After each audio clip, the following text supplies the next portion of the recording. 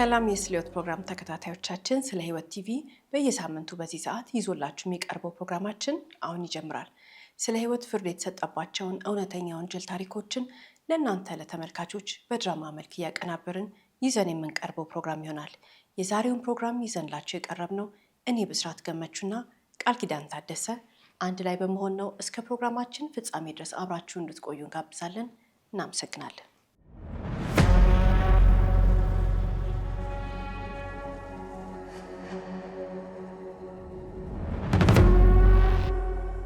እናት ዛሬ ልጇን ያገኘችበት ሁኔታ ማንም እናት ልታገኝበት አይገባም። ስሙን እየጠራች ልትቀሰቅሰው ሞከረች። አባት ስልክ እየደወለ አምቡላንስ ለመጥራት ይሞክራል። ልጃቸው ናትናኤል ግን ራሱን ስቶ ወድቋል። አሁን ቀድማ የደረሰችው ይህች ሴት እናትየውን ልታረጋጋ የምትሞክረው የቤታቸው ተከራይ ናት። ስሟ ሰናይት ነው። ሰናይት ግራ ገባት። ቀድማ ያገኘችው እሷ ናት። ተሸክመው አሁን ወዳለበት ቦታ ሲያመጡት አግዛቸዋለች። ለተመለከታት ሁሉ ታማኟ ተከራይ በአከራዮቿ ቤተሰብ ችግር ውስጥ ገብታ እየተሰቃየች እያገዘቻቸው ነው። ግን ሁሉም ልጅን ለማትረፍ ሲረባረብ ሰናይት ልጅ መኝታ ክፍል ገብታ ከትራሱ ስር እየደበቀውን ቤተሰቦቹ እንዳለው የማያውቁትን ስልክ ሰርቃ ኪሷ ከተተች። ስልኩ ሚስጥር አለው። አሁን ይህ ታዳጊ ወጣት ራሱን የጎዳውና መኖር በቃኝ ያለው በዛን ዕለት ከእናቱ ጋር ስለተጣላ ሳይሆን ሁሉ ነገር የተጀመረው ከወራት በፊት በዚች አንድ ክፍል ውስጥ ለሰናይት አምኖ ባከራዩት ቤት ውስጥ ነው። ፖሊስ በዚህ ቤተሰብ ገብቶ የዚህ ናትናኤል የተባለ ወጣት እውነትና ራሱ ላይ እንዲጨክን ያደረገው ሚስጥር ሲታወቅ ግን ፍጹም ያልተጠበቀ ነገር ተጋለጠ።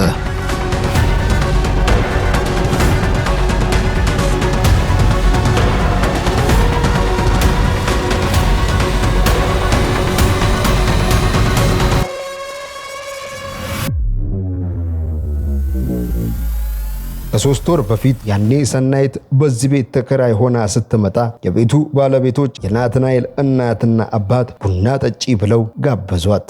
ያኔ ታዲያ ሰናይት ለ5 ዓመታት ከኖረችበት ትዳሯ ከባሏ ተለያይታ ለብቻ ስትኖር 2 ልጆቿን ለባሏ ትታ አሁን ሴተላጤ ሆና ለመጀመሪያ ጊዜ ናትናኤልን ተዋወቀችው። ናትናኤልና ሰናይት ግን ለመግባባት ቀናት አልፈጀባቸውም። ሰናይት በተከራየችው ክፍል ዕቃ ግጠምልኝና አስተካክልልኝ በሚል ሰበብ ተግባቡ። ናትናኤል እየጠየቀችውን እየሰራ ያግዛታል። እሷም ደግሞ ቤት ያፈራውን ብላ ብቻ ሳይሆን በየጊዜው አባላኝ ብቻዬን መብላት አልወድም በሚል ቅርበቱ እየጠበቀ መጣ። አሁን ናትናኤል ቀናት ሲያልፉ ከሰናይት የሚሰማው ነገር እያስደሰተው መጣ። ስለ ነገ ህልሙ ትጠይቀዋለች። ደጋግማ ምንም ያስከፋ ነገር አለ ብላ ታበረታተዋለች። ከዚህ በፊት ማንም አድንቆትና ከፍ አድርጎት በማያውቀው መልኩ ከፍ ታደርጓለች። እንዳንተ ያለ ጎበዝ አይቼ አላውቅም፣ አይምሮ ምጡቅ ነው ስትለው ናትናኤል በገዛ ቤቱ ማንም ያላየውን ነገር ያየችለት መሰለው። እሷ ተከራይ ነች። እንግዲህ ከልጁ እድሜ ጋር ደግሞ ስናነጻጽራት ትልቅ የምትባል ናት። እሱ ገና 18 ዓመት እንኳን አልሞላው። በጣም የሚገርመው እንግዲህ በመካከላቸው ያለው የእድሜ ልዩነት ከ20 ዓመት በላይ ነው። ግን በአይን ስትታይ እሷ አነስ ያለች ናት። ሰውነቷ ምናምን ትንሽ ትመስላለች። 20 ዓመት የምትበልጠው አትመስልም። እሱ ደግሞ ለእድሜው ግዙፍ ነው። ለእድሜው አድጓል። ከእድሜው በላይ ልጁ ከፍ ብሏልና ስንመለከታቸው የ20 ዓመት የእድሜ ልዩነት ቀርቶ የ5 ዓመት የእድሜ ልዩነት ያላቸውም አይመስሉም። ሰናይት ግን የታዳጊ ወጣት እያስተማረችው እያስተዋወቀችው ያለውን ዓለም ያወቀ ሆነ እየጠረጠረ ማንም የለም። እናትና አባቱ በሥራ ተጠምደው ይደውላሉ። ናትናኤል የመጨረሻ ልጅ ሲሆን ታላቆቹ ዩኒቨርሲቲ ናቸው። በየቀኑ በባዶ ቤት የምታገኘው ሰናይት ስልክ ገዝታ ደብቃ ሰጠችው።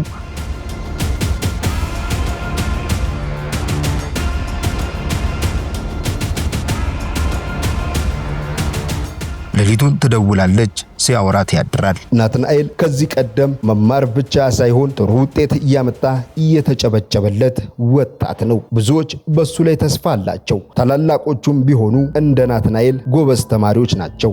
ቤተሰቦቹ በሱ ትምህርት ላይ አንዳች ቅንጣት ታህል ስጋት ኖሯቸው አያውቅም። አሁን ግን ትምህርት ቤት ከመሄድ ይልቅ ከቤተሰቦቹ እኩል ጠዋት ለብሶ ይወጣል። ከወጣ በኋላ 3 ሰዓት ሲሆን ከተደበቀበት ወደ ቤት ይመለሳል። ሰናይት ጋር ውሎ ሌሊት መልስ በስልክ ሲያወራ ያድራል። ሰናይት ከትዳሯ ፍቺ ፈጽማ የተወሰነ ገንዘብ ተካፍላ ስለመጣች ሲበሉ ሲጠጡ ይውላሉ።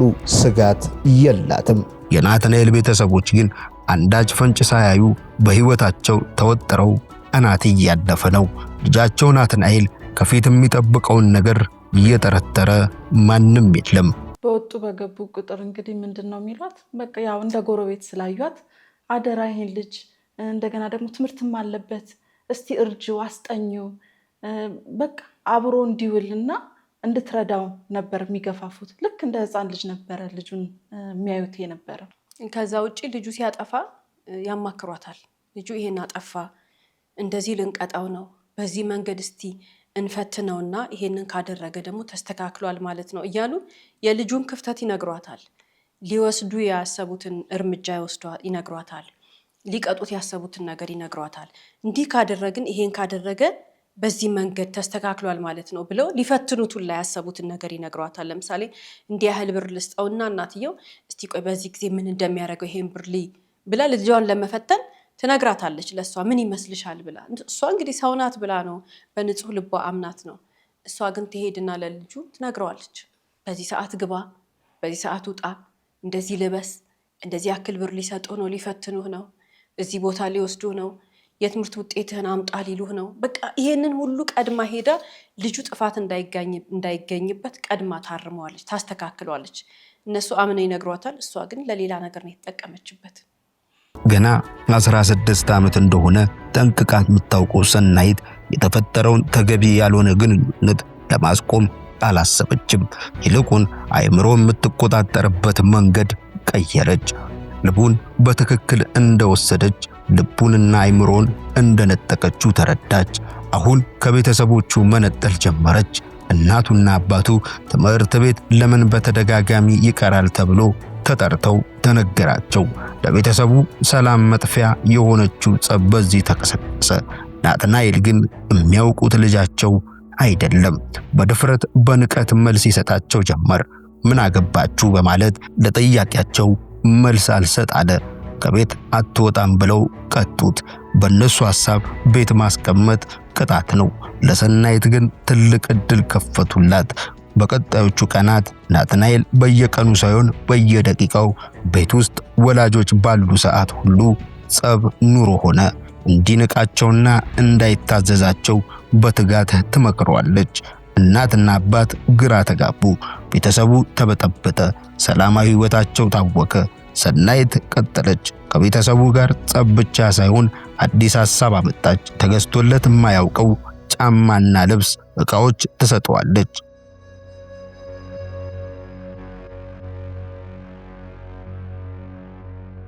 በዚህ ሁኔታ እያለ ነበር የእናቱ እህት ትዕግስት ከ18 ዓመት ቆይታ በኋላ ከሳውዲ አረቢያ ጠቅልላ ወደ ሀገሯ እየገባችው። ትዕግስት ኑሯን በአገሯ አንድ ብላ ለመጀመር ስትመጣ ያላትን ገንዘብ፣ ወርቅና ቁሳቁስ ይዛን የመጣችው።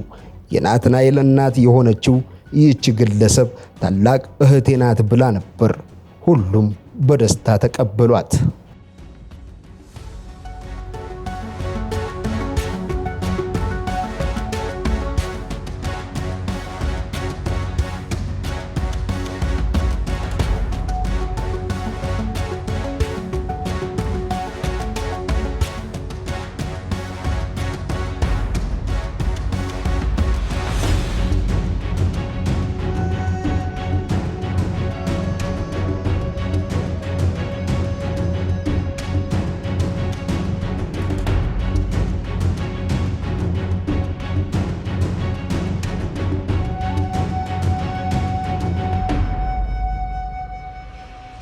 ግን ሰናይት ጊዜ ሳይወስድባት ምን ይዛ እንደመጣች በናትናኤል በኩል ማጣራት ጀመረች። ናትናኤል ለምን ማወቅ እንደፈለገች አልገባውም፣ ግን ይነግራታል። ወዲያውኑ ደግሞ እያነባች የልጆቿ አባት ገንዘብ ካላመጣች ልጆቿን እገላለሁ እያለ እያስፈራራኝ ነው በማለት ፍርሃቷን በለቅሶ ደጋግማ ትነግረዋለች። ናትናኤል እንዳትሞትበት ፈራ። ግን የጠየቀችውን ገንዘብ አክስቴን ልጠይቃትና እሰጥሻለሁ ሲላት እንባዋን ጠረገች። ገንዘቡን ካላገኘች ልጆቿን አባታቸው ከጎዳ ራሷን እንደምታጠፋ ነገረችው። ናትናኤል ሁለት ያላሰበበትም፣ በሐሳቧ ተስማማ። ታዲያ ምቹ ቀን መረጡ።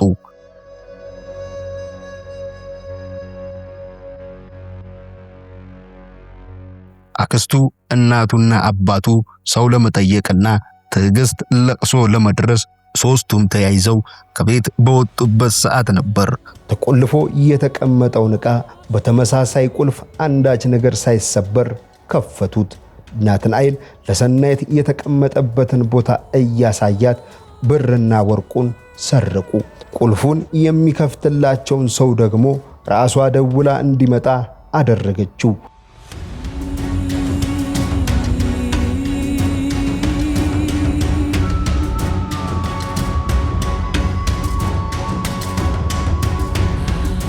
ቁልፉን የከፈተውን ሰው ደግሞ ቤቴ ነው ብለዋለች። ለስርቆት እየተባበረ መሆኑን አላወቀም። ታዲያ አክስቱ ትዕግስት አስመዝግባ በሕጋዊ መንገድ ይዛው የገባችው 19400 ዶላር እና 231 ግራም ወርቅ በቅስፈት ከቤቱ ተሰረቀ። በዛን ቀን ቁልፍ በነበረበት በአዲስ ቁልፍ ተቀይሮ ጠበቃቸው። በነጋታው ጠዋት ግን ሌላ ቁልፍ ሰሪ ቁልፉን ሰብሮላቸው ወደ ክፍሉ ከገቡ በኋላ የናትናኤል አክስት መላ ቤተሰቡን ሌባ ብላ ንብረቴን ሰረቁኝ በማለት ቤቱን ሰፈሩን ሁሉ በጩኸት ተናወጠ። ቤተሰቡ አሁን ተረበሸ። ጎረቤት ሁሉንም ማረጋጋ፣ የተፈጠረውን እንረዳ በማለት ለማግባባት ሙከራ ጀመሩ።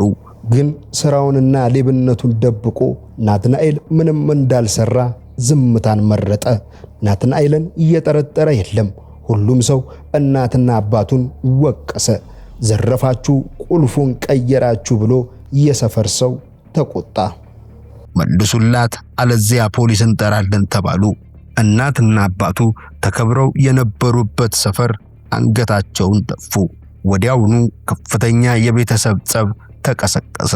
ናትናኤል እናቱ ስታለቅስ፣ አባቱ ሲያዝን እያየ ሰነበተ። ግራ ሲገባው ናትናኤል ወደ ሰናይት መጥቶ ሁሉንም እንመልሰው፣ ቤተሰቦቼ በጣም ተረበሹ አላት። የመጀመሪያ ጊዜ እውነተኛ ፊቷን አሳየችው።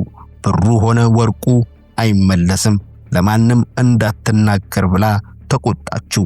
ለሰው ከተናገረ ሁሉ ሚስጥራቸው እንደሚጋለጥ አሳመነችው። የዋህ ታዳጊ ናትናኤል ወጣት ከዚህ ቀደም ከትምህርት ቤትና ከጥናት ውጪ ሌላ ሁኔታ የማይረዳው ማንነቱ ግራ ገባው። እንቅልፍ አጣ።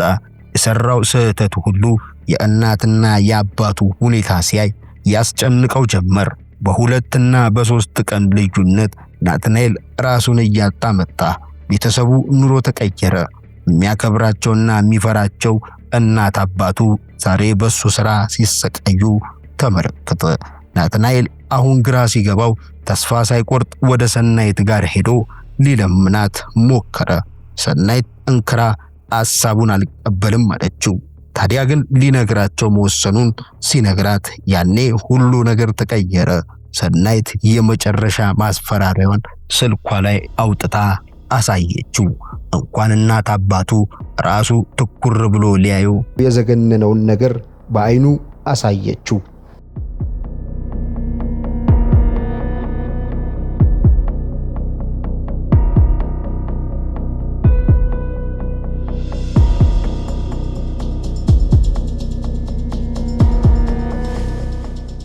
መቼ እንዴት እንደቀረጸችው አያስታውስም። ግን ልቡ ደነገጠ። በአይኑ ያየውን ማመን አቃተው። አሁን ሰናይት ሊወጣበት የማይችለው ወጥመድ ውስጥ የ16 ዓመቱን ናትናኤል አባቱን አብዝቶ የሚፈራው ወጣት በእጇ ወድቋል። ፍርሃት አይምሮ ውስጥ ሆነው ቤቱ ገባ። በክፍል ውስጥ ተቀምጦ የኖሩን ፎቶና ቪዲዮ ትልክለታለች፣ ታስፈራሯለች። በዚህ ሁኔታ ሆኖ ደግሞ አክስቱ ለእናት ለአባቱ ክስ የመሰረተችበትን የፖሊስ መጥሪያ ይዛ ቀረበች። መጥሪያውን የእናቱ እህት ለራሷ ለእናቱ ስትሰጥ ያኔ የናትናኤል ዓለም ጨለመ። እናት አባቱ ታችንን ሽጠን መክፈላችን ነው እያሉ ሲነጋገሩ ሰምቶ ተጨነቀ። እናትና አባቱ በቤታቸው የጠፋ ገንዘብና ወርቅ የለም። ራሷ የእናትየው እህት ቁልፉን ቀይራ አደናግራ ነው ብለው ነበር ያመኑት። ግን በዚህ ሰዓት አስፈርዳ ቤቱን ታሸጠናለች ብለው በውስጣቸው ያሰቡት ዘመድና ጎረቤት ሁሉ ሌባ ብለው ስላገለላቸው ነበር። ግን ብዙ ጭንቀት ሲያሳልፉ የሰነበቱት የናትናኤል እናትና አባት በፍጹም ወደ ናትናኤል ሆነ ሰናይት ፊታቸውን አላዞሩም። የቤት ሰራተኛና ሌላ ተከራይ የለም። ግን ከናትናኤል ጋር የሚጣሉበት ነገር የሚቀየርበት ቀን የመጣው ናትናኤል ከትምህርት ቤት የቀረበት ቀን ስለበዛ የዓመቱ መጨረሻ ሴሚስተር ፈተና መፈተን እንደማይችል ለናትናኤልና ለቤተሰቦቹ ከትምህርት ቤት ተነገራቸው። ናትናኤል በእንቅርት ላይ ጆሮ ደግፍ እንዲሉ አሁን ከቤተሰቦቹ ጋር ሌላ ጸብ ውስጥ ገባ። በዛን ዕለት እናቱ በኃይል ተቆጥተው ብዙ ተከራከሩ። በኋላ ግን ክፍሉ ገባ። ለሰዓታት ሲቀመጥ ያየው የለም። ናትናኤል ግን በክፍሉ ገብቶ ጸጸትና ጭንቀቱን መቋቋም ሲያቅተው ራሱን ለማጥፋት ወስኖ ራሱ ላይ ጉዳት ካደረሰ ከሰዓታት በኋላ ነበር ራሷ ሰናይት በክፍሉ ወድቆ አገኘችው። ተጋግዘው ወደ ሳሎን አመጡ። ናትናኤል ግን ራሱን ስቷል። ወዲያው ወደ ሐኪም ቤት ተወሰደ።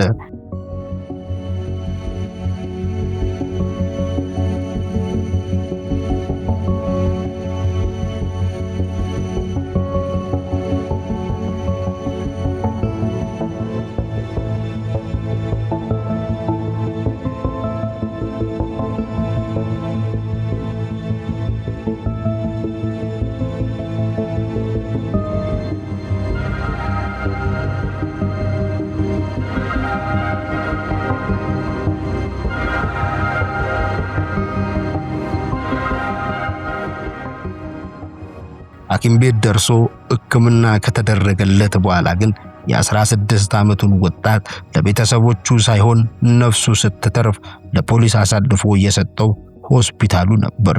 ፖሊስ ሕክምና የጨረሰው ናትናኤል በፖሊስ ልዩ ማቆያ ቦታ ቆይቶ ምርመራና አእምሮ ሕክምና ተደርጎለት ሲያበቃ በፍርድ ቤት ትዕዛዝ በቁጥጥር ስር ያዋለው ሰናይትን ነበር። ከናትናኤል ክፍል ሰርቃ የወሰደችው ለናትናኤል የገዛችለት ስልክ በውስጡ ያለው ዘግናኝ ማስረጃ ብቻ ሳይሆን የዘረፈችው ገንዘብ በገዛ እናትና አባቱ ቤት ኩሽና ቤት ተገኘ። የጎደለው $2400 ሲሆን ቀሪውን ለናትናኤል አክስት የሕግ አግባቡን ተከትሎ ተመለሰላት። ፖሊስ የሚነግራቸውን ማመን ያቃታቸው የናትናኤል ወላጆች ቁጣቸውን ወደ ሐዘን ለወጠ። ለናትናኤል ሳሱለት። ናትናኤል የደረሰበት የአእምሮ ጭንቀትና የስነ ልቦና ጉዳት ከባድ ነው። ሕክምና እየተከታተለ ሲሆን ሰናይት በዘረፋና ከ18 ዓመት በታች ካለ ሕፃን ጋር አታላና አስፈራርታ የፈጸመችው አስነዋሪ ወንጀል በሕግ ፊት ተጠያቂ ሆና ተፈረደባት። ሁሉም ሰው በዚህ ታሪክ የሚስማማው ግን ሰናይት ተከራይ ሆና ወደዚህ ሰላማዊ ቤት የገባችበትን ቀን ክፉ ቀን በማለት ነው። ከባለ ታሪኮቻችን እንግዲህ ተመልሰን የምናነሳቸው አንዳንድ ነጥቦች ይኖራሉ። ከነዛም መካከል ሰው ሲያምነን ሚስጥሩን ይነግረናል። ሚስጥሩን የነገረን ሰው አምኖናል ማለት ነው። ትልቅ ቦታ ሰጥቶናል ማለት ነው። ስለዚህ ሚስጥሩን ነግሮን አምኖን ያንን የሚያክል ቦታ ሰጥቶን ያለበትን ችግር ነግሮን እንግዲህ ቢትሬ ማድረግ ወይም ደግሞ ያንን እምነት ማጓደል ማለት በጣም ከባድ ነገር ነው። በጣም ጭካኔ ነው። በሰው አእምሮ ላይ መጫወት ነው። በሰው አእምሮ ላይ መቀለድ ነው። ልክ እንደዛ ነው የሚቆጠር። እንግዲህ ሁላችንም ስንፈጠር ህሊና የሚባል ነገር በተፈጥሮ ተሰጥቶናል። በተለይ ደግሞ እምነት አድርገውብን በቃ አምነዋለሁ ብለው ሚስጥራቸውን ሁሉ ነግረውን የሚያደርጉትን ነገር ሁሉ ነግረውን እኛም እንግዲህ ምንም እንዳልተፈጠረ አስተያየት እንደዚህ ማድረግ ነው ብለን አስተያየት ሰተን እንዴት በእምነታቸው ወይም ደግሞ እንደዛ ኮንፊደንስ ኖሯቸው ለኛ ነግረውን ትሬን እናደርጋለን። ልክ እንደ ዛሬ ባለ ታሪኮቻችን እንግዲህ እነዚህ ጎረቤቶች ወይም ደግሞ አከራዮች አምነዋታል። በእድሜም ደግሞ ያው ህፃን ልጅ አይደለችም፣ ጎልማሳ የሚባል እድሜ ላይ ናት። አዋቂ የሚባል እድሜ ማገናዘብ የምትችል እንደውም ልጅ ናት እንኳን ተብሎ ትንሽ አስተያየት እንዳንሰጥበት ማቹርድ ናት። ብዙ ሰው መምከር፣ መመለስ፣ መገሰጽ የምትችል ናት። ነገር ግን አምነዋት እንግዲህ ልጅን የሚያክል ነገር እንድታስጠና እንድታየው፣ ምክንያቱም እነሱ ካለባቸው ጉለት ካለባቸው ችግር ወይም ደግሞ ከበቂ እውቀት ማነስ የተነሳ እሷ ደግሞ ሻል ያለች ስለሆነች የተማረች ስለሆነች እውቀት ያላት ስለሆነ ያው የጉርብትና ዋናው እኮ መረዳዳት ነው። አንዱ የሌለውን ማካፈል ነው። እውቀትም ቢሆን ምትዋዋሽም ማቴሪያልም ቢሆን ተዋውሰሽ ተሳስበሽ ነው የምትኖሪው። እንደዛ ነው ያሰቡት። እንደ ድሮ ሰው እንበለው እንደ በፊት ሰው በቃ እንደዛ አድርገው ነው ትረስት ያደረጓት። እሷ ግን እንደዛ ያመኗትን እምነት በምንድን ነው የመለሰችው? በክህደት ነው የመለሰችው። እና የሰራችው ስራ ደግሞ በጣም ጭካኔ የተሞላበት ልጅን ጋይድ ማድረግ የምትችል ማቹርድ ሰው ሆና ሴት ሆና ደግሞ በዛ ላይ ወደፊት እኮ እናት ምትሆን ናት። እንደዛ ሆና ሳለ ነገር ግን አላስፈላጊ መንገድ እንዲሄድ ዋና ምክንያቱም አነሳሽም ጠንሳሽም ሆነች ማለት ነው። ስለዚህ አንዳንድ ጊዜ ያመኑን ሰዎች፣ ሚስጥራቸውን ያጋሩን ሰዎች፣ ፕሮብሌማቸውን ሁሉ ዝርግፍ አድርገው የነገሩን ሰዎች በቃ ሪስፔክት ልናደርጋቸው ይገባል። ባመኑን ነገር ላይ በነገሩን ሚስጥራቸው ላይ ቁማር መጫወት የለብንም። ህሊና የሚባለው ነገር ሊሰራ ይገባል፣ ልናስብ ይገባል። እነዚህን ሰዎች ልንንከባከባቸውና መቻል መርዳት ከቻለን መርዳት፣ በሀሳብን መርዳት ከሆነ የምንችለው በሀሳብ መርዳት እንጂ በእምነታቸውና በሚስጥራቸው ላይ ቁማርና ቃቃ መጫወት መልካም አይደለም፣ ተገቢ አይደለም ማለት ነው። ሌላው እዚህ ታሪክ ውስጥ የምንመለከተውና ሁላችንም ልንረዳው የሚገባው ልጆቻችንንም ከልጆቻችን አጠገብ ያሉትንም ሰዎች፣ ምክንያቱም ይሄ ልጅ ትንሽ ልጅ ነው፣ የማናችንም ልጅ ሊሆን ይችላል። ገና ወጣት ልጅ ነው፣ ታዳጊ ልጅ ነው፣ 18 ዓመት እንኳን ያልሞላው ልጅ ነው። መገንዘብ ያለብን በርካታ ነገሮች አሉ። ትላልቅ ሰዎች ብቻ አይደሉም፣ ወይንም ደግሞ ህፃናቶች አጠገብ፣ ወጣቶች አጠገብ፣ እንደዚህ አይነት ታዳጊ ልጆች አጠገብ ሆነው በልጆቹ አድቫንቴጅ የሚወስዱት ወይንም የሚያታልሏቸው ትላልቅ ሰዎች ሆን ብለው ላይሆን ይችላል። አንዳንድ ጊዜ ልጆቹ ራሳቸው ይመጣሉ ወደ ትልቅ ሰው። 18 ዓመት ያልሞላቸው ልጆች ሴትንም ወንድንም ሌላ አይነት ይሄ ወደ ጾታዊ ፍቅር ምናምን የሚባል ግንኙነት ፍላጎት ውስጥ ያ ትልቅ የሚባለው ሰው ያላሰበውን ነገር ልጆቹ ሊያሳስቡት ሊመጡ ይችላሉ። ልጆቹ ፍላጎት ኖሯቸው ሊመጡ ይችላሉ። ምልክቶች ገና ስናይ ግን መስመር ማስመር ያለብን ነውር እንደሆነ ስነ ስርዓት ማስያዝ ያለብን ትልልቆቹ ነን። ትልቅ ሰው ነው እንደዛ ማድረግ ያለበት። አንዳንድ ሰዎች ይገጥማቸዋሉ በወንድም በሴትም እንደዛ አይነት ፈተና። ልጆቹ ትናንሽ ልጆች ናቸው፣ ገና 18 ዓመት አልሞላቸውም። ግን ትልቅ ሰው በእድሜ ትልቅ የሆነን ሰው መጥተው ሲፈታተኑት እንመለከታለን። ያ ሰው በነዛ ልጆች ያ ቅዠት ዓለም ውስጥ ገብቶ አድቫንቴጅ ሊወስድበት አይገባም፣ ወይንም እነዛን ልጆች ሊጠቀምባቸው አይገባም በስተታቸው። የግዴታ ትልቁ ሰው ብቻ አይደለም መጥቶ ለምኖ አታሎ ምናምን ወደ እንደዚህ አይነት ስሜት ውስጥ ወይንም ደግሞ ወደዚህ አይነት ግንኙነት ውስጥ የሚገባው ልጆቹንም የሚያስገባው። ህፃናቶቹ ራሱ አንዳንድ ጊዜ ወጣቶች፣ ታዳጊዎቹ ልጆች ገፍተው ሊመጡ ይችላሉ። ትናንሽ ማንጠብቃቸው ልጆች እንደዛ አይነት ምልክት ሊያሳዩ ይችላሉ። ትልቅ ሰው ነው ያ 18 ዓመት ያለፈው ያ ተለቅ ያለው ሰው ያ የበሰለው ሰው ግን ቀይ መስመር ምን ማለት እንደሆነ ማስመር ያለበት እሱ ነው። አንዳንድ ልጆች እንደዛ ሲነግሩን ወይንም ሲያሳዩ እንደዛ አይነት ስሜት እናስደንግጣቸው፣ በደንብ ልናስደነግጣቸው ይገባል።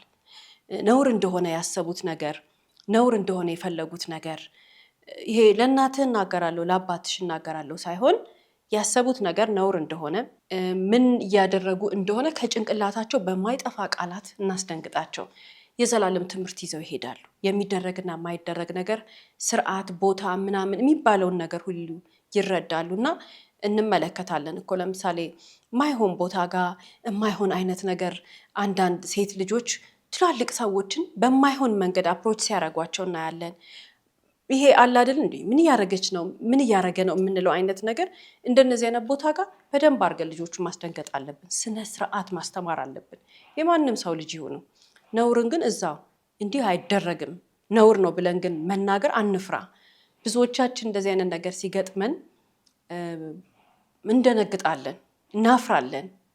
በተለይ እድሜያቸው ትንሽ ከሆነ ልጆቹ ራሳችንን ነው የምንጠራጠረው። መስሎኝ ነው መስሎት ነው ነው የምንለው እንጂ ትክክል ነው ልጆቹ ወደዛ ነገር እየገፉን ነው ብለን ላናስብ እንችላለን። ልጆች ይሳሳታሉ፣ ልጆች ናቸው። ፊልም ላይ ያዩት ሊሆን ይችላል፣ ጓደኞቻቸው ያወሩላቸው ሊሆን ይችላል፣ አደልት ያወራላቸው ሊሆን ይችላል። ያን ነገር መጥተው ቢያገኙት ሰው ጋር ሊሞክሩት ሊፈልጉ ይችላሉ። ስተት ያለ ነገር ነው፣ ነውር ነው፣ በጣም ትልቅ ነውር ነው።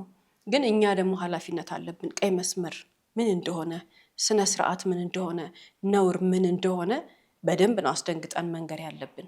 አስፈላጊ ከሆነ ለሚመለከተው ለወላጆቻቸው ነው፣ ለአስተማሪ ነው፣ ለማን ነው መንገር ያለብን መንገር አለብን።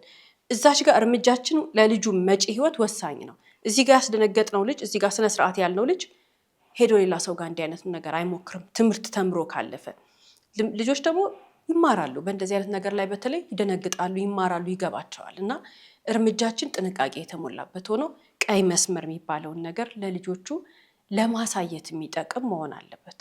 ሌላው እንግዲህ ያሉበት እድሜ ራሱ አቴንሽን የሚፈልጉበት እድሜ ነው፣ ፍቅር የሚፈልጉበት እድሜ ነው። ስለዚህ በዚህ እድሜያቸው አቴንሽን በሚፈልጉበት፣ ብዙ አትራክት የሚያደርግ ነገር በሚፈልጉበት፣ እንክብካቤ በሚፈልጉበት በዚህ ታይም ላይ ማስረዳት አለብን ልዩነቱን፣ ፍቅርና አቴንሽን ምን ማለት እንደሆነ፣ የፍቅር ፓርትነር እና አቴንሽን መስጠት ወይም ደግሞ ጥቅማ ጥቅም መስጠት ምን ማለት እንደሆነ ሰፓሬትሊ በደንብ ማስተማርና ማስተዋወቅ ያስፈልጋል ማለት ነው። ስለዚህ ያላስረዳናቸውን ወይም ደግሞ ያላስተማርናቸውን ከየትም አያመጡት። እነሱ በመሰላቸው መንገድ ነው የሚሄዱት። ማስረዳት ያለበት ማቹርድ የሆነው ሰው ነው፣ አጠገባቸው ያለው ሰው ነው፣ ወላጅ ነው፣ ቤተሰብ ነው፣ ጎረቤት ነው፣ አብሯቸው ያለ አብሯቸው የሚመላለስ ሰው ነው ማስረዳትና ማሳየት የሚገባው። ስለዚህ ፍቅር ማለት ምን ማለት እንደሆነ፣ በምን ሰዓት ነው ለፍቅር ሪሌሽንሽፕ መድረስ የሚገባቸው፣ ፓርትነርስ በምን እድሜ ነው መያዝ ያለባቸው፣ እሱም ፍላጎቱ ገና አርሊም ሊመጣ ስለሚችል፣ በተለይ ደግሞ አሁን በዚህ ሰዓት ብዙ ልጆች እንግዲህ አርሊ ነው በቃ እንትን የሚያደርጉት፣ ፊዚካላቸውም ስለሚቀየር ቶሎ ሪአክት ስለሚያደርጉ ወንዶችም ሴቶችም በእንደዚህ አይነት ይሄ ኖርማል ነው፣ የህይወት መንገድ ነው። ልናፍር፣ ልንሸማቀቅ፣ እነሱንም ልናሳፍራቸው እንደዚህ አይነት ችግሮችም አሉብን ብለው እንዲያስቡ፣ እንደ ችግር እንዲያስቡም እንዲረዱ ማድረግ የለብንም። ስለዚህ ግልጽ ሆነን ፍቅር ምንድን ነው፣ ሌላስ ደግሞ የመጡባቸው ሰዎች በምን አይነት መንገድ ነው አቴንሽን የሰጡት፣ እውነት ፍቅር ነው አቴንሽን ስለሰጡ፣ ስላዳመጧቸው፣ ስላገኟቸው፣ ጊፍት ስለሰጧቸው፣ በተለይ ሴቶች ከሆኑ ደግሞ በተለያየ መንገድ ስጦታዎች ሲሰጧቸው ያ ፍቅር መስሏቸው ሊታያቸው ይችላል። ስለዚህ ፍቅር ምንድን ነው፣ የመጣው ሰው ደግሞ ምን ፈልጎ ነው የመጣው፣ የእውነት ፍቅር ነው ፈልጎ የመጣው፣ እድሜውስ ማች ያደርጋል። ይህን በደንብ አገናዝበን አይምሯቸው ውስጥ መክተት አለብን፣ መጫን አለብን። ያን ጊዜ ነው የሚነቁት። አሁን ተለቅ ያለ ሰው መጥቶ አሁን በስጦታ ምናምን ሊደልላቸው እንኳን ቢሞክር ብለው ነው የሚነቁት። ቶሎ ብለው ጊቫፕ አያደርጉም። ለመስማት ራሱ ጊዜ አይሰጡም፣ ወይ ለማሰብ እንኳን ጊዜ አይሰጡም። ስለዚህ ኦልሬዲ ሎድ አድርገናቸዋል፣ ኦልሬዲ አዘጋጅተናቸዋል። በኋላ ይሄ መንገድ ላይ ሲሄዱ ራሳቸው ይጠነቀቃሉ፣ ራሳቸውን ፕሮቴክት ያደርጋሉ፣ ጋይድ ያደርጋሉ ማለት ነው። ስለዚህ ያቺ ስራ ላይ መስራት ይኖርብናል። ፍቅር ምንድን ነው? ጥቅማ ጥቅም ምንድን ነው? አቴንሽን የሰጠን ሁሉ የሚወደን አይደለም። አቴንሽን የሰጠን ሁሉ አብሮን መሆን የፈለገ ጊዜ ማሳለፍ የፈለገ ስጦታ የሰጠን ሁሉ ፍቅር እየገለጸልን እንዳልሆነ በደንብ ብሪፍሊ ማስረዳት ተገቢ ነው ማለት ነው። ከዚህ በተጨማሪ እንግዲህ ስለ ፍቅር በደንብ ስንነግራቸው ወይም ደግሞ ሰፓሬትሊ ስንነግራቸው ስለ ስጦታና ስለ ጥቅም በጥቅመኝነትና አቴንሽን እየሰጠ ጥቅም እየሰጠ የሚመጣን ሰውና ከዛ ደግሞ የወደፊት ዴስቲኒያቸውን ወይም ደግሞ ስለ ፍቅር ስንነግራቸው ፍቅር የወደፊት ህይወትን እንደማያጨነግፍ፣ ፍቅር የወደፊት ህይወታቸውን የሚገፋ፣ ፍቅር የወደፊት ህይወታቸውን የሚያጠነክር፣ በወደፊት ህይወታቸው ላይ ወይም ብርሃናቸው ላይ እምነትን የሚያሳድር እንጂ በአጭር የሚያስቀር እንዳልሆነ ማወቅ አለባቸው። ስለዚህ ይሄ አሁን ለምሳሌ በጥቅም የሚመጣ አሁን በሌላት ነገር ሴት ከሆነች ደግሞ በሌላት ነገር የሚመጣ ወይ ደግሞ በምታየው ፋንሲ ነገር ሰዎች ላይ በምታየው የምትደሰትበት ነገር በሱ ጥቅም የሚመጣ አሁን በሌላት ነገር ልብስ ሊሆን ይችላል፣ ጫማ ሊሆን ይችላል፣ የለኝም ብላ በምታስበው በማይኖራት ነገር ወይም ደግሞ በአጠቃላይ ጎደለኝ በምትለው ነገር አድቫንቴጅ አድርጎ የሚመጣን ክሊርሊ ማስረዳት ያስፈልጋል። ከመጣ በኋላ እሱ አድቫንቴጁን ወስዶ ነው ትቷት የሚሄደው፣ አድቫንቴጁን ወስዶ ነው ጥሏት የሚሄደው። ከዛስ ፊቸሯ ይበላሻል። ፍቅር ይሄ አይደለም። ፍቅር ወደፊት የሚቀጥል ነው። ህልሟን የሚገፋ ነው። ህልሟን የሚገፋ ወደ ህልሟ የሚያደርስ እንደ እውነት የወደዳት ከሆነ እኮ አስተምሮ ብዙ አይነት እኮ ህይወት ሰምተናል። አስተምሮ ለትልቅ ነገር ለቁም ነገር አድርሶ በትክክለኛው መንገድ በክብር በወግ ማዕረግ የሚያገባ አለ። እንደዚህ አይነትም እኮ የህይወት ገጠመኞች ይኖራሉ። ይሄ ማለት የእድሜ ጋፕ አይኑር ለማለት አይደለም። ቢኖርም ግን ህልምን የሚገፋ ነው። የልጅቷን ህይወት ትልቅ ደረጃ የሚያደርስ ነው እንጂ እዛው አጨናግፎ የሚያስቀር አይደለም። በኋላ ወደፊት እንዳታስብ ዲፕረስድ እንድትሆን ሰው እንዳታመን የሚያደርግ አይደለም። አንዳንድ ጊዜ በቃ ሳያውቁ በዚህ በስጦታና ምናምን በመደለል እንግዲህ ብዙ ህይወታቸውን ወይም ደግሞ መጓዝ የሌለባቸውን መንገድ ይጓዙና በኋላ እርግዝና ይመጣል፣ ብዙ ነገር ይመጣል። ከዛ ጋር ተያይዙ ብዙ በሽታዎች ይመጣሉ። ስለዚህ የዚች ልጅ ህይወት ምን አደረገ? እዛ ጋር አበቃ በቃ። ስለዚህ ከዛ በኋላ ያለው ህይወቷ የመኖር ያለመኖር፣ መኖር የመፈለግ ያለመፈለግ አይነት ህይወት ነው የምትኖረው ማለት ነው። ስለዚህ ይሄንን በደንብ ክሊርሊ ልናስረዳቸውና ያለማፈር ያለመተፋፈር ልናስገነዝባቸው ይገባል ማለት ነው። ከዛ በተጨማሪ እንግዲህ በርካታ ወላጆች የሚሳሳቱትን ስህተት ነው የዛሬ ባል ታሪኮቻችን እናትና አባቱ ወይንም ደግሞ ባጠገቡ ያሉት ትልቅ ሰዎች ሁሉ የተሳሳቱት። ልጁ በቂ ምልክት አሳይቷል። የገባበት ነገር ትክክል እንዳልሆነ ማስተዋል የሚችል ሰው ቢኖር ኖሮ አጠገቡ ያስተውል ነበረ። ማስተዋል የሚችል ሰው ቢኖር ኖሮ ያይ ነበረ። ልጆቻችን አንዳንዴ ማይሆን መንገድ ሲይዙ በቂ ምልክት ያሳዩናል። የሚናገሩት፣ የሚለብሱት፣ የሚፈልጉት በጣም ትንሽ ነገሮች ምልክት ይሆናሉ። እኛ ግን ስለማናስተውል ሲለወጡ ስለማናስተውላቸው የሚያረጉትን ነገር ልብ ስለማንል ነው እንጂ ትንሽ በደንብ በቃ ይሆናል አይደለ? ትንሽዬ ነገሯን ግን በትኩረት ብንመለከታት እንለያለን። ምን እያደረጉ ነው? ጭንቅላታቸው ውስጥ ምን እያሰቡ ነው? ፊታቸው ያስታውቃል፣ አለባበሳቸው ያስታውቃል። ፀጉር አቆራረጥ ይሁን ፀጉር ስታይላቸው ይሁን ሴቶችም ከሆኑ የሚቀቡት ነገር የሚያረጉት ነገር ሁሉ ያስታውቃል። ልጆቻችን ከማን ጋር ውለው እንደመጡ ማወቅ ከፈለግን ማየት ነው። ከላይ በእድሜ ኩዮቻቸው ጋር ውለው ከመጡ የሚናገሩት የበሉት ምግብ ራሱ ምን እንደሆነ በልተው የመጡት ውለው የመጡበት ቦታ የበሉት ምግብ ራሱ የእድሜያቸውን የሚመስል ነው። ከእድሜያቸው በላይ የሆነ ሰው ከነሱ ጋር ሊውል የማይገባው ሰው ጋር ከሆነ ውለው የመጡት ግን የሚናገሩት የበሉት የለበሱት ፀጉራቸው፣ ጠረናቸው፣ ሁሉ ነገራቸው የትልቅ ሰው ነው።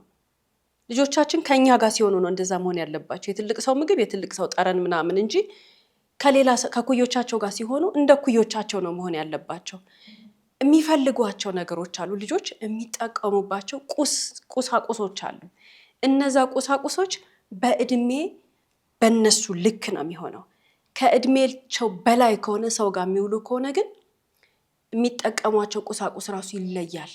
ከጓደኞቻቸው ይለያሉ። በፀጉር ስታይላቸው ልንለያቸው እንችላለን።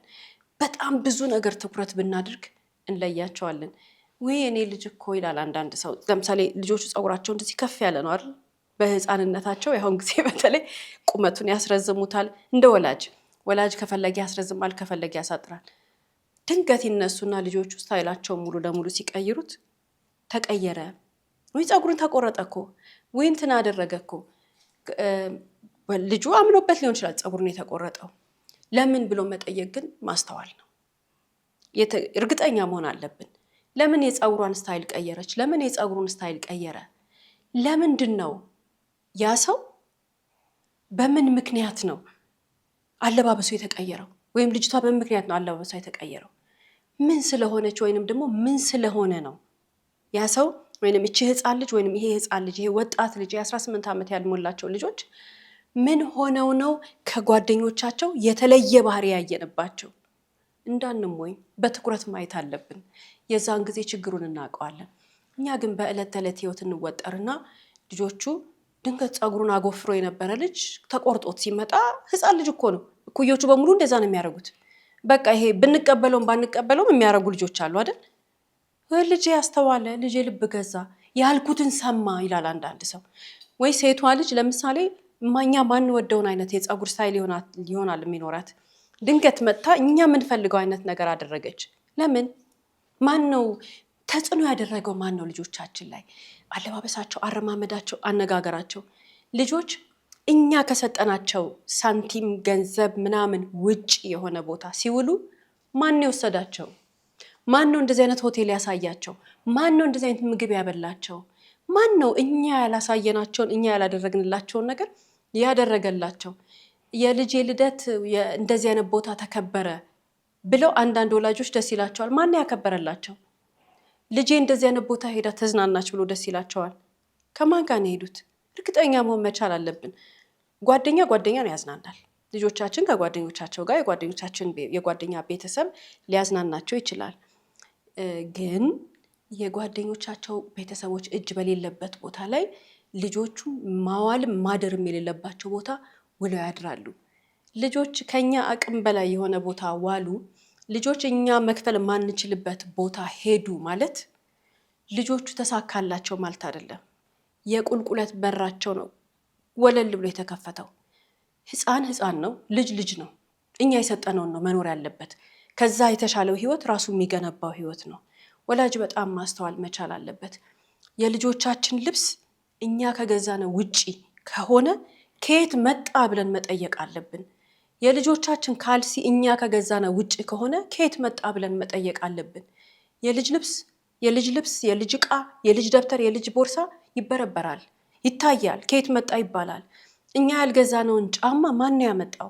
እኛ ያልገዛነው ምንም ይሆኑ ልጆቹ ከቤት አግብተው እስካልወጡ ድረስ፣ ከቤት ራሳቸውን ችለው እስካልወጡ ድረስ ምንድን ነው ብሎ የሚጠይቅ ወላጅ ጎበዝ ወላጅ ነው። ትኩረቱ ልጆቹ ጋር ነው። አቴንሽኑ ልጆቹ ጋር ነው። በጣም አዝናለሁ እኔ አንዳንድ ጊዜ አንዳንድ ወላጅ ልጁ የለበሰው ልብስ ከየት እንደመጣ አያውቅም። ተውሶ ሲለብስ ዝም ይላሉ። መዋስ እና ምናምን መፍቀድ አይደለም ችግሩ። የተውሶ ልብስ ወይንም ደግሞ ልጆች የጓደኞቻቸውን ልብስ ሲለብሱ ግርግር ለሌባ ያመቻል አይደል? ያንቺን ልብስ ይልበሱ፣ የእንትናን ልብስ ይልበሱ በማናቅበት ሁኔታ የሰው ልብስ መልበስ ዝም ብለን ስንፈቅድላቸው ሌቦች አሉ። የህፃናትን ህይወት ቅጥፍ አድርገው የሚበሉ በልብስ ያታልሉብናል። ወንበዴ በልብስ ያታልልብናል ልጆቻችንን። ወንበዴዎች የልጅን እድል የልጅን ህይወት ቀሚዎች፣ በልጆች ላይ አድቫንቴጅ የሚወስዱ ክፉ ሰዎች በልጆቻችንን ለሌላ ለጾታዊ ጥቃት ህጋዊ በሚመስል መንገድ በፍቃዳቸው በልጆቹ መንገድ ጥቃት ለሚፈጽሙ ሰዎች እድሉን ወለል አድርገን እንከፍትላቸዋለን። በቁስ ያታልሉብናል ልጆቻችንን። እንደነዚህ አይነት ቦታዎች ጋር ጥንቃቄ ማድረግ መቻል አለብን። ልጆቻችን እያንዳንዷ የሚጠቀሙባት እቃ ከእስክሪብቷቸው ጀምሮ ከየት መጣ የሚል ወላጅ ጎበዝ ወላጅ ነው። ይሄ እንደዚህ መያዝ ምናምን አይደለም። ደግሞ ስናያቸው ስንከታተላቸው ፖሊስ እንዳንሆን፣ አስተያየታችን የምናይ እንዳንመስል። የምናይ ከመሰልን ይደብቁታል፣ አናገኘውም። ችላ ያለ ወላጅ ግን በደንብ የሚያይ ወላጅ አለ አይደል? የማይጠይቅ ሰብሰብ አድርጎ አስተውሎ ከዛ በኋላ ያዝ የሚያደርግ እንደሱ አይነት ወላጅ ነው መሆን ያለብን እንጂ መኝታ ቤትሽ ገብቼ ፈትሻለሁ፣ መኝታ ቤትህ ገብቼ ፈትሻለሁ፣ ቦርሳህን አምጣ ፈትሻለሁ። የወላጅ ጥበብ ሊኖረን ነው የሚገባው። ጎበዝ ነው መሆን ያለብን። ልጆቹ እንያቸው ካልን እናያቸዋለን፣ ግን እልህ እንዳንጋባ፣ እነሱ እንዳይሆኑ ወላጅ፣ እነሱ እንዳይበልጡ እኛንን ወላጅ ደግሞ ቀስ ብሎ ሳያስታውቅ፣ ሳይናገር፣ ሳይጮ፣ ሳይቆጣ ልጁ ህይወት ውስጥ ያለውን ነገር ቀስ አድርጎ ማግኘት ይችላል። ይሄንን የምናደርገው ጎበዝ ከሆነን፣ አስተዋይ ከሆነን፣ ከልባችን እቤት ውስጥ ከተቀመጥን፣ ካየን ነው። ከልጆቻችን ጋር ጊዜ ካሳለፍን፣ ከፀጉራቸው ጀምሮ እስከ እግር ጥፍራቸው ምንድን ያደረጉት ብለን የምናይ ከሆነ ነው። ትንንሽ ነገር ጨምሮ እስከ ትልቅ ነገር ቀስ እያልን ደግሞ ልጆቹ ልክ ስናይ የሆነ ነገር ምንድነው ይሄ አይባልም። ቀስ ተብሎ ነው የሚጠየቀው። ዘዴ ጥበብ ይኖረን። ያንን ጥበብና ዘዴ ደግሞ ካላወቅን መልካም ሰዎች አሉ፣ በጣም ብዙ ትላልቅ ሰዎች ልጅ ያሳደጉ በልጅ አስተዳደግ ውጤታማ የሆኑ የተሳካላቸው። ቀስ ብለን ሄደን እነሱን እንጠይቅ። በጣም ከገፋ ደግሞ ባለሙያ እንጠይቅ። ከዚህ በተጨማሪ እንግዲህ ልጆች የሚያስፈልጋቸው በዚህ አንገብጋቢ ጊዜና እድሜ ላይ ጋይድ የሚያደርጋቸው ማቹርድ የሆነ እንደገና ደግሞ የህይወት ልምዱ መልካም የሆነ የህይወት ልምዱን እያነሳ እየጠቀሰ እኔ ባንተ እድሜ እንደዚህ ነበርኩ እያለ ጥሩ መንገድ ነው ማሳየቱ፣ ጋይድ ማድረግ የሚያስፈልገው። ይህን ሲደረግ ነው ልጁ እንግዲህ የሚያጋጥመው ማናቸውም ችግሮችና የሚያጋጥሙት የህይወት ውጣ ወረዶችን በደንብ መቋቋም የሚችለው ጋይድ ስናደርገው ነው። አለበዛ ያልተነገረው ልጅ፣ ጋይድ ያልተደረገ ልጅ፣ በወላጅም አጠገብም ባለው ማቹርድ የሆነ ሰው ፕሮቴክት ያልተደረገ እና መስመር ያላየ ልጅ በኋላ እንደፈለገ ቢሆንና ቢሳሳት ማንም ሊወቅሰው አይችልም። ምክንያቱም ልጅ ነው። በዛ እድሜው ሁሉ ነገር ትክክል ነው ብሎ ነው የሚያስበው። ትክክል አይደለም ብሎ መናገር ያለበት ማቹርድ የሆነ ሰው ነው። ይሄ ነገር ትክክል አይደለም ብሎ ከህይወት ኤክስፒሪየንሱ ካሳለፈው ጥቃቅን የህይወት ትምህርት ሊሆን ይችላል። አሁን በወጣትነታችን ያሳለፍነው ነገር ምንድን ነው? የሚያስቸግረን ምንድን ነው? ያንን እኮ ሚስጥር ወይም ደግሞ ያሳለፍነውን ችግሮች ስንነግራቸው እኮ እኔም እኮ እንደዚህ አጋጠመኝ፣ እኔም እኮ እንደዚህ አይነት ብለው መንገድ እንከፍታለን። የእውነት ያሳለፉትን ነገር የሚያወሩበት እድል እንሰጣቸዋለን ማለት ነው። ስለዚህ ትልቁ ደግሞ አጠገባቸው ያሉ ሰዎች ያው በቃ ወላጆች ናቸው። ትልልቅ ሰዎች ጎረቤት ናቸው። እዛ አካባቢ ያለው ሰው ነው። ስለዚህ ማንም ልጅ ሲያጠፋ ወይም ደግሞ ሲሳሳት እንደራሱ ልጅ እንደራሱ አስቦ ነገ እሱም የኔ ልጅ ነው ብሎ አስቦ ጋይድ ማድረግ አለበት፣ መምራት አለበት። ወደ ክፉ ሲሄድ የኔም አያገባኝም ብሎ የሚባል ነገር የለም። ነገ እኮ የሱም ልጅ እንደዚህ ይሆናል። ስለዚህ እርስ በርስ መደጋገፍ፣ ከዛ ደግሞ የህይወት ኤክስፒሪየንስን ደግሞ ሼር ማድረግ፣ እንደዚህ አይነት ልምድ ነው የሚፈልጉት ልጆች እንጂ ተጠቅመንባቸው፣ በተለይ ደግሞ እንደዚህ ክፉ ስራ የሚሰሩ ጨካኞች ተጠቅመውባቸው ጥሏቸው የሚሄዱ ሰው አይደለም የሚፈልጉት። ሰው ይፈልጋሉ እነዚህ ልጆች በዚህ እድሜ በጣም በቃ ሚስጥራቸውን የሚያጋሩት አዳዲስ ነገር ደግሞ የሚማሩበት ጊዜ አይደለም። ይሄ ነገር ገጠመኝ፣ ይሄ ነገር እኮ እንደዚህ ሆንኩኝ ብለው በጣም ማዋየት የሚፈልጉበት እድሜ ላይ እኮ ነው ያሉት። በዚህ እድሜ ላይ ተጠቅሞ ጥሎ መሄድ ማለት በጣም ነውር ነው። በጣም ጭካኔ ነው፣ ትልቅ ጭካኔ። ስለዚህ ልጆች የሚፈልጉት በቃ ጋይድ የሚያደርጋቸው፣ ወደ ህልማቸው የሚገፋቸው፣ ትልቅ ደረጃ እንዲደርሱ ፑሽ የሚያደርጋቸው፣ እንደገና ደግሞ ይሄ ኢንከሬጅ የሚያደርግ ትልልቅ ቃላቶችን፣ ትልቅ ሰው እንደሚሆኑ ነገር ዛሬ ህልማቸው ምን እንደሆነ ወለል አድርጎ የሚያሳያቸው፣ በቃ ነገ መሆን የሚፈልጉትን ሁሉ መሆን እንደሚችሉ የሚያሳዩ ሰዎችን ነው የሚፈልጉት ማለት ነው። ሌላው ልጆች አንዳንድ ጊዜ ጥፋት ያጠፉና ጥፋት እንዳጠፉ መረዳት ያቅታቸዋል። ስህተታቸው ግልጽ ነው፣ ይታያል፣ ይቆጠራል። ግልጽ ሆኖ የጠፋው ነገር ይታያል፣ ይክዱናል። አላረኩም፣ ቢያረጉትም ትክክል ነው ያረኩት ነገር ሊሉን ይችላሉ፣ ይሟገቱናል። ይሄ በቃ የአስተሳሰብ ችግር ነው።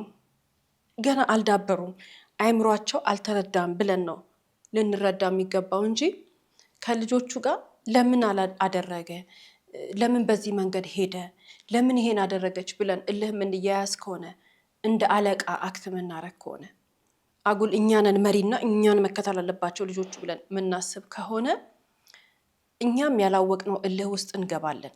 አሁን የመረዳት ችግር ነው ያለባቸው ልጆቹ ወይንም ያስተሳሰብ የብስለት ጉዳይ ነው ከእድሜ ጋር ይመጣ ነገር ነው ብለን የተለያየ ምክንያት እንሰጠዋለናል። እኛም የእሱን መንገድ ተከትለን ነው የምንሄደው። እኛ ደግሞ እንደ ወላጅ አልተረዳንም ማለት ነው። እኛም እንደ ወላጅ የአስተሳሰብ ችግር አለብን ማለት ነው።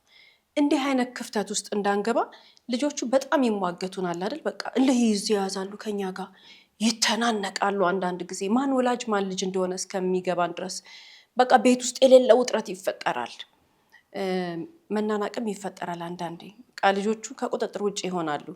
የዛን ጊዜ ባለሙያ ማስገባት መልካም ነው። የዛን ጊዜ መሀል ላይ የሚዳኘን ሰው ያስፈልጋል፣ የሚያስረዳን ሰው ያስፈልጋል፣ ጥበብ ያለው ሰውና ውጥረትና መጨናነቅ፣ አለመግባባት ከልጆች ጋር ባለ ሰዓት ወላጆች ብልጥ ሆነው በመካከል ሰው በማስገባት ችግራቸውን መፍታት ነው ያለባቸው እንጂ ከልጆቹ ጋር መተናነቅ አያስፈልግም። በዚህ እድሜ የሚያጠፉት ጥፋት መጪ ዘመናቸውን በጣም ይናገራል። በዚህ እድሜ የሚገቡበት ነገር መጪ ዘመናቸውን በጣም ይናገራል። ዘር እየዘሩ ነው ያሉት ለነገ። በዚህ ሰዓት ዘር በመዝሪያ ሰዓታቸው ላይ እኛ ስሜታችን እንዳይቀድመን የኛ የአለቅነት ስሜት፣ የበላይነት ስሜት፣ የወላጅነት ስሜት፣ የመከበር ስሜት፣ የብዙ ነገር ፍላጎታችን እንዴት እንዲደረጋል እንዴት እናውቃለሁ የሚል ስሜት ከልጆቻችን ጋር እልህ ውስጥ እንዳይከተንና ችግር እንዳንፈጥር መረዳት አለብን። በዚህ ሰዓት እንደ ትዕግስት የሚጠቅም ነገር የለም። በቃ ምንም ነገር ልንሆን፣ ምንም ልንወስን፣ ምንም ልናደርግ እንችላለን፣ ግን ትዕግስተኛ መሆንን የመሰለ ነገር የለም። ብዙ ልንቆጣ እንችላለን። እልፍ ብለን መናገር የሌለብንን ነገር ልንናገር እንችላለን። ትላልቅ ልጆች ሆነው ልንማታ እንችላለን። ያው ቢይዙን እኮ ይመቱናል አንዳንዶቹ፣ ግን ወላጅ ስለሆንን አይመቱንም፣ አይማቱም። ልጆቹ ጨዋዎች ናቸው፣ የዛን ያክል አይዳፈሩም። ግን ቀይ መስመር ሊያልፉ ይችላሉ ልጆቹ። ምንም አንዳንዴ እኮ በጣም ያሳዝናል። አንዳንድ ወላጅ ጉልበቱን ያጣል። በቃ ጉልበቱን፣ ወንበሩን፣ ስልጣኑን፣ ወላጅነቱን፣ ሁሉ ነገሩን ያጣውና እጁን አጣምሮ ዝም ብሎ ማየት ይገደዳል። ግን ያልፋል። ይሄ በጣም ብዙ ወላጅ የሚገጥመው ነገር ነው። እንትና አይደለም፣ ያልፋል። ልጆቹም ይመለሳሉ፣ ነገር ይስተካከላል። እንደዚህ ታረጊ ነበር፣ እንደዚህ ታረግ ነበር ብለን የምንስቅበት አርዕስት ይሆናል። እሱ ጋር ግን ለመድረስ ዛሬ እኛ የምናደርገው ነገር ወሳኝነት አለው። እሱም ትዕግስት የተሞላበት ነገር ምን እንደምናረግ ልጆቹ ከኛ ጋር እልህ በገጠሙ ሰዓት፣ በቃ በተናነቀ ሰዓት ምን እንደምናረግ ማናቅ ከሆነ ትልቅ የምናረገው ነገር ዝም ነው። መጀመሪያ ዝም ማለት መልካም ነው። ያሳዝናል። አንዳንድ ወላጅ ልጆቹ ሲወጡ ሲገቡ በጣም ያበሳጭ ነገር ያደርጋሉ። ትዕግስተኛ መሆን ግን መልካም ነው። ባለሙያ ጋር መሄድ ደግሞ ሌላው ትልቁ ጥበብ ነው። ባለሙያ ካልሆነ በስተቀር ይሄን ነገር ማንም አይፈታው። ምክንያቱም እውቀት ያስፈልገዋል። እነዚህን መስመሮች ሄደን ነገ ልጆቹ ሲያድጉ ቁጭ ብለን ከልጆቻቸው ጋር ቁጭ ብለን የምንስቅበት፣ አባትህ እንዲህ አድርጎ ነበር፣ አባትሽ እንደዚህ አድርጎ ነበር፣ እናትሽ እንደዚህ አድርጋ ነበር፣ እናትህ እንደዚህ አድርጋ ነበር እያለን ከልጆቻችን ጋር የምንስቅበት አርዕስት ይሆናል። ለዛ ግን ጥበብና ጸጋ ያስፈልገናል። ይሄን ደግሞ ከአስተማሪ ማግኘት እንችላለን። ሌላው ሀሳብ እንግዲህ ህፃናት ወይም ደግሞ በዚህ ፋየር ኤጅ ላይ ወይም ደግሞ ትኩስ ኤጅ ላይ ያሉ ልጆች ያጠፋሉ። ቅድም እንዳወራ ነው እንግዲህ ብዙ ጥፋት ያጠፋሉ። ስለዚህ ያጠፉት ጥፋት የነገ ህይወታቸውን እንደሚወስን፣ የነገ ደስቲናቸውን እንደሚወስን ማስረዳት አለብን። አንዳንድ ጊዜ ወይ ጥቃቅን ጥፋቶች ሊሆኑ ይችላሉ ወይም ትንንሽ ጥፋቶች፣ ግን እነሱም ቢሆኑ የነገ ህይወታቸውን እንደሚወስን፣ አሁን ሌት ሆኖ መነሳት ሊሆን ይችላል። ይሄ ኖርማል ነው።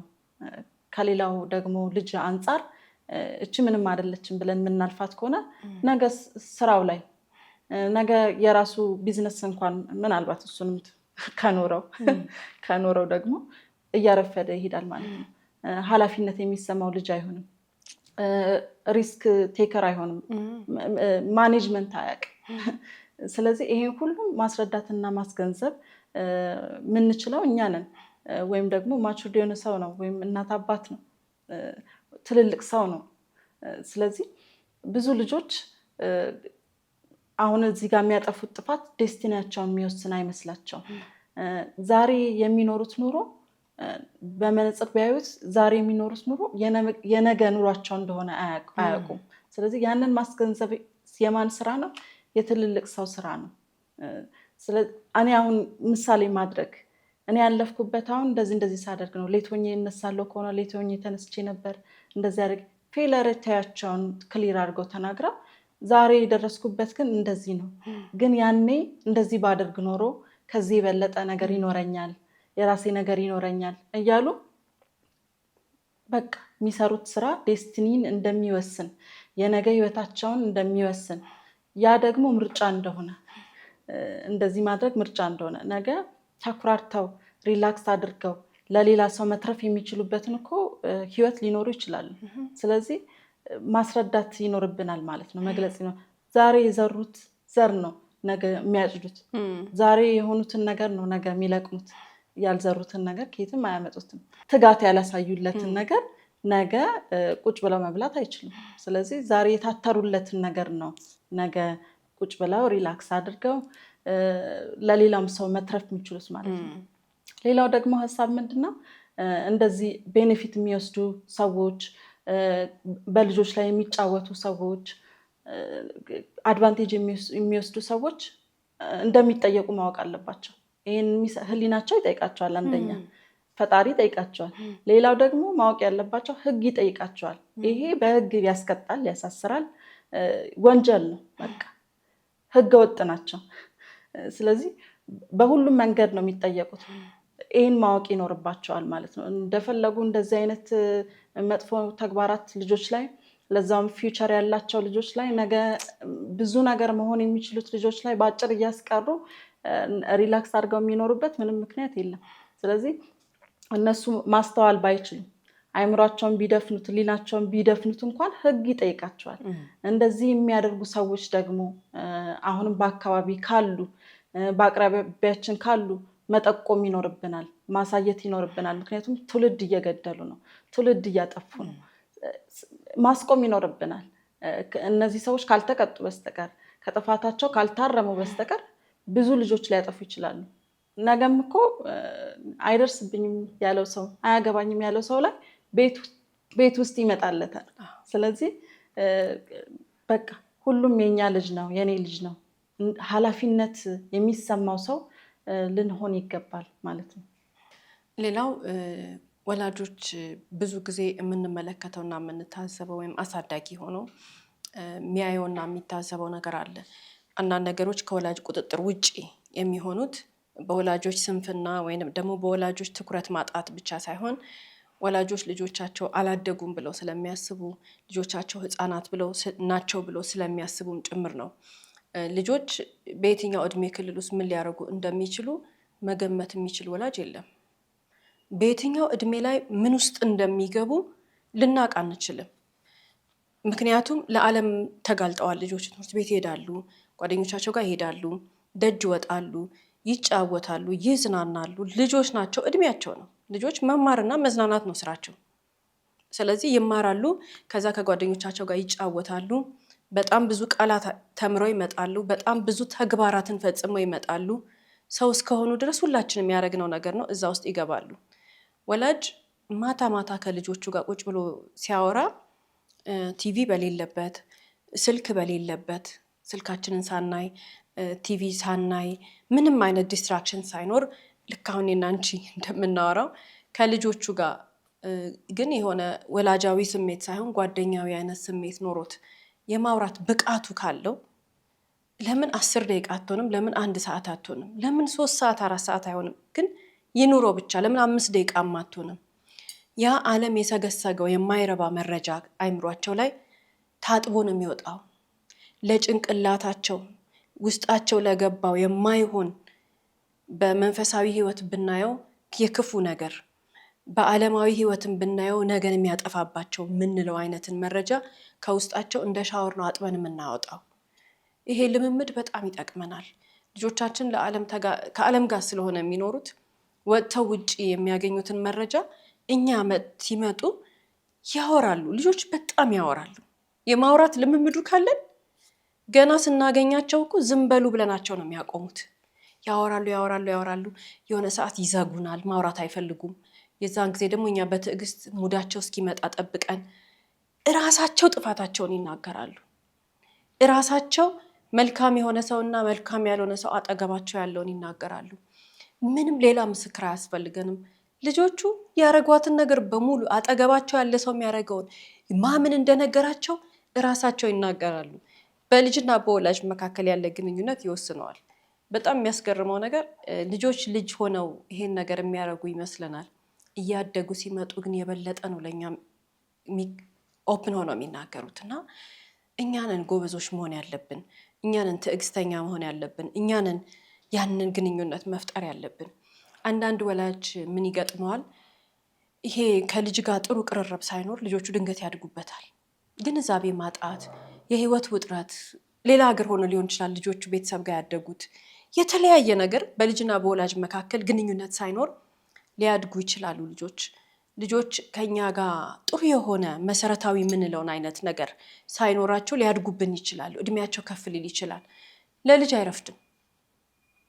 ተስፋ እንዳንቆርጥ ከልጆቻችን ጋር ያለን ግንኙነት ድንገት ሊበላሽ ይችላል። ድንገት ከእጃችን ሊወጡ ይችላሉ። ልጅ ሆኖ ብንሰራው ጥሩ ነው፣ ግን የፈለገ እድሜያቸው ምንም ይሁን ለምን ልጆቹ አግብተው የወለዱ አይሆኑም? ለምን አያት አይሆኑም? እኛ ብልጥ መሆን መቻል አለብን። ከልጆቻችን ጋር ያለን ግንኙነት ማይሆን መስመር ከያዘብን ባለሙያ ጋር ነው መሄድ ያለብን። ባለሙያ ጋር ሄደን ያቺ የተሰበረችዋን ድልድይ መጠገን አለብን። ከዛ በኋላ ማስተካከል የምንችለው ግንኙነቱ መስተካከል የሚችለው በባለሙያ ብቻ ነው። እኛ የምናደርገውን አናውቅም፣ ልጆቹ የሚያደርጉትን አያውቁም። ልጆች ስሜታዊ ይሆናሉ። ልጆች በተለይ የሆነ እድሜ ላይ የሚያሳዩን ነገር ሁሉ ደማችንን የሚያፈላው ሊሆን ይችላል። ግን እኛንን ቀዝቀዝ ማለት ያለብንና ማስተካከል ያለብን። ወይ የወላጅ እኮ ልዩ ፍቅር አለው የሚባለው ይሄ ነው። የወላጅ ልዩ ችሎታው ይሄ ነው።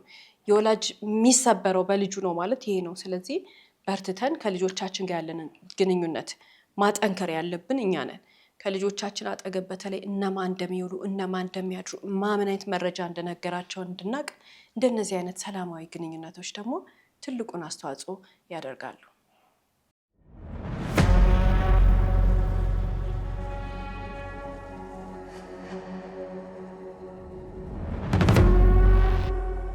እስከ ፕሮግራማችን ፍጻሜ ድረስ አብራችሁን ስለቆያችሁ እናመሰግናለን። ሳምንት በተመሳሳይ ሰዓት በአዲስ ታሪክ እንደምንቀርብ እየገለጽን እንደተለመደው በአድራሻችን አስተያየቶቻችሁን ላኩልን።